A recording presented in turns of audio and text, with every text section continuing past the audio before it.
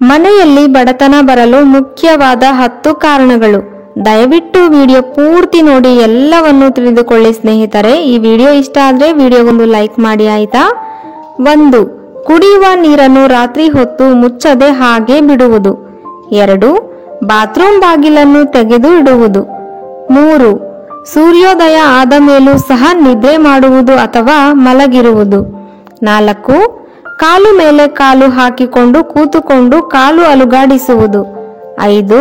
ಮಂಗಳವಾರ ಮತ್ತು ಶುಕ್ರವಾರ ಕಣ್ಣೀರು ಹಾಕುವುದು. 6. ಮನೆಯಲ್ಲಿ ಯಾವಾಗಲೂ ಪಾತ್ರೆಗಳನ್ನು ಶಬ್ದ ಮಾಡುವುದು. 7. ಅಡುಗೆ ಮನೆಯ ಹತ್ತಿರ ಮೂತ್ರ ಮಾಡುವುದು. 8. ಸಂಜೆ ಹೊತ್ತು ಉಪ್ಪು, ಮೊಸರು, ಹುಣಸೆ ಹಣ್ಣನ್ನ ಬೇರೆಯವರಿಗೆ ಕೊಡುವುದು. 9. ನಿಮ್ಮ ಹಲ್ಲನ್ನ ನೀವೇ ಕಚ್ಚುವುದು. 10. ಯಾವಾಗಲೂ ಬೇರೆಯವರ ಹತ್ತಿರ ಏನನ್ನಾದರೂ ತೆಗೆದುಕೊಳ್ಳುವುದು.